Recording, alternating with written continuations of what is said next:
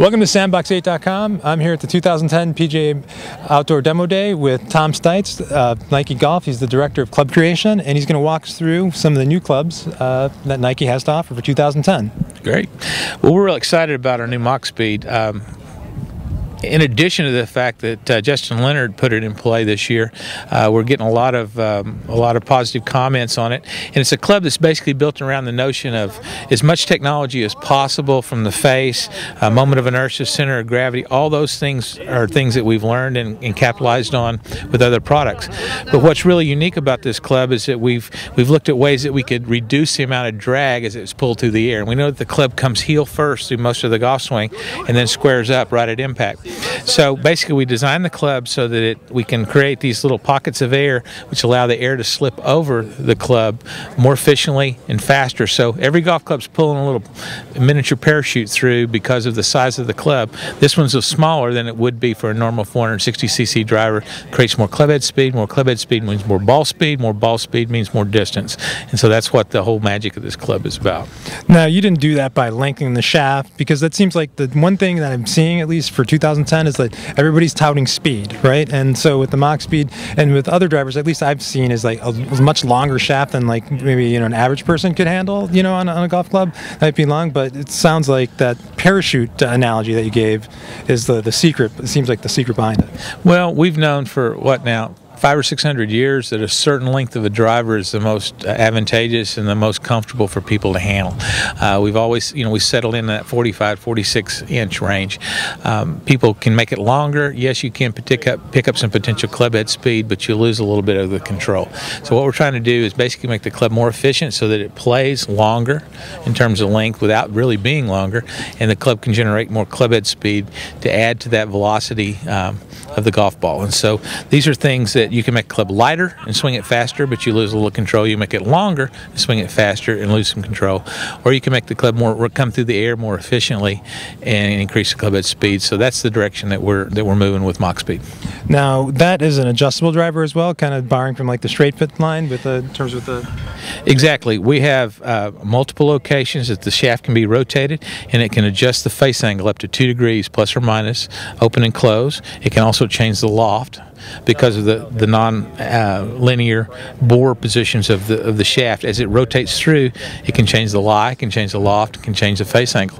All those things give you 8 different shots that can come in one driver. It's a great advantage for people that maybe they don't get themselves fit exactly the way that they should. There's other adjustments in there that allow them to be able to play the club in addition, not just in one place but in several other places. Another thing that you might think about, if a guy has one swing now and he goes and improves that swing with lessons and/or practice, maybe that setting that he had when he was swinging it from the outside to the end might need to be changed, and there's another setting there for the new golf swing. So it's a great value for every golfer. Let's talk. You talked about fitting. Now, can you get fitted for a different shaft? Because the stock shaft on this is what, the ABX? Yeah, we basically got multiple shafts on different available through our custom fitting operation, but the shaft itself certainly needs to be fit properly.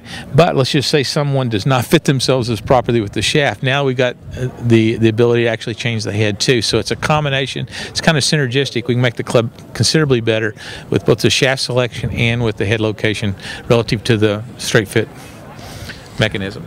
Now, one of the things that I at least with like the VR, is that you're also bringing back like the power bow design. At least it seems like it's, kind of making like this resurgence, because it was very, very big, very prominent in the SQ, S2 line, the Sumo and the Sasquatch. Mm-hmm. Now, is that any different, that technology, the power bow design, than what you have now for 2010?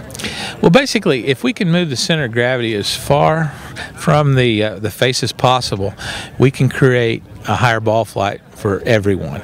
And it's a little bit like if a kid's on a teeter-totter and one kid scoots back, the other kid goes up. Same thing happens when you move the center of gravity back. If you move it back, the ball goes higher. So the power bow that we're putting on the back of the club basically increases this dimension from front to back and allows that center of gravity to move further back so the ball flies higher. So it's a good thing to do for better players. It's also a great thing to do for average golfers.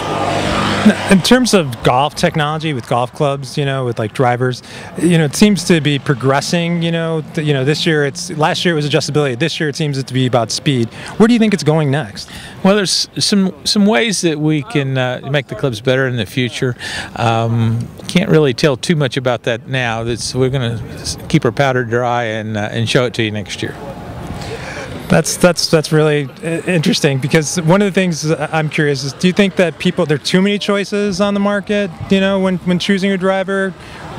Well, we know there's some fundamental things that make the game easier to play. If you launch the ball higher, if you make it more adjustable, if you make the spin reduce on drivers and launch it higher, it's going to go further. So it's the same problem today that we have that old Tom Morse had, in the early 1800s in Scotland. If we look at fundamentally what we need to do to make the game more simple to play for average golfers, then that's going to take us in a certain direction. Technology has allowed us for the last 25 years to make really big leaps. We're going to make more incremental leaps in the future, but there's still ways to make the clubs more fun, more friendly, and to make the game a little simpler for the skills challenge player. Well, that's great, because I could use all the help I can get, and I think there are a lot of other people that could, and I'm looking really forward to trying out the new MACHSPEED and also the rest of the new line from Nike Golf. Well, Tom, I'd like to thank you for your time. I have a lot of fun taking care of the best players in the world, but it's even more fun to help average golfers, which I include myself. So I will always be getting excited about that. So thank you for having us today.